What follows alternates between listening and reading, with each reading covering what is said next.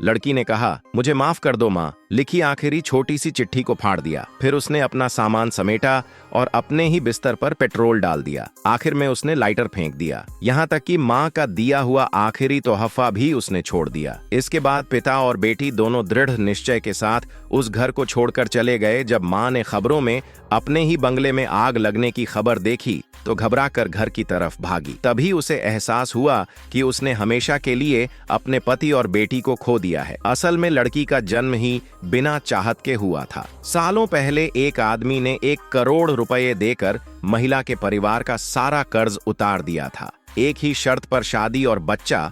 इस जबरदस्ती की शादी में महिला ने अपना सारा गुस्सा अपनी बेटी परी पर निकाला। जब परी छोटी थी और रोते रोते उसका चेहरा लाल हो जाता, तब भी उसकी माँ आराम से लिपस्टिक लगाती रहती और कहती, मुझे ऑफिस जाना है। जैसे जैसे परी बड़ी हुई उसे माँ का प्यार नहीं मिला, बल्कि सुनने को मिला, मुझे माँ मत बुलाओ। लेकिन उसके पिता राजेश उसे बहुत प्यार करते थे।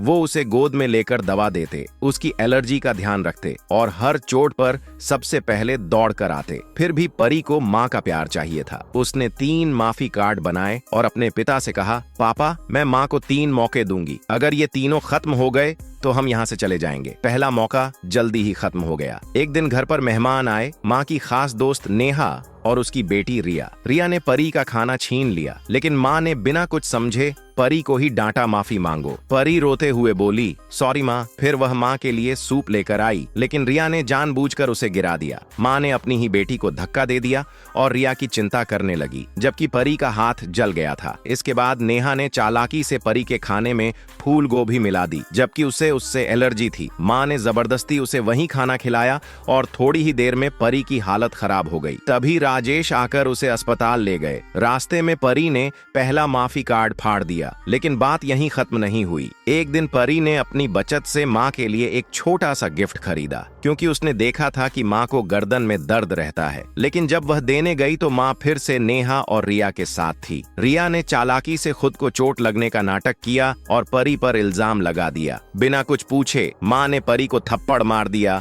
और उसकी नई ड्रेस कैंची से काट दी। राजेश आए, लेकिन परी रोते हुए बोली, पापा मुझे घर चलना है। उस दिन उसने दूसरा माफी कार्ड भी फाड़ दिया। अगले दिन स्कूल का फंक्शन था। परी ने उम्मीद से पूछा, पापा क्या माँ आएंगी? राजेश ने उसे दिलासा दिया, हाँ जरूर आएंगी। लेकिन जब कार्यक्रम शुरू हुआ तो बाकी बच्चों के साथ उनके माता पिता थे और परी अकेली बैठी थी। फिर उसकी माँ आई, लेकिन वो सीधे नेहा की बेटी रिया के पास चली गई, जैसे परी को जानती ही नहीं हो। स्टेज पर जाकर माँ ने भाषण दिया, हर बच्चा भगवान का तोहफा होता है। यह सुनकर परी का दिल टूट गया। तभी अचानक एक नकाबपोश आदमी आया और रिया को पकड़ लिया। सब घबरा गए, लेकिन उस वक्त माँ ने अपनी ही बेटी की ओर इशारा करते हुए कहा, वो लड़की है असली वजह, यानी उसने अपनी बेटी को खतरे में डाल दिया। तभी राजेश आए और उस आदमी को काबू में कर लिया। परी रोते हुए बोली, पापा मैं बस आपकी बेटी बनना चाहती हूँ। माँ ने तो कभी मुझे चुना ही नहीं। जब परी होश में आई तो उसने आखिरी माफी कार्ड भी फाड़ दिया और कहा, अब मुझे माँ नहीं चाहिए। यह देखकर राजेश ने फैसला कर लिया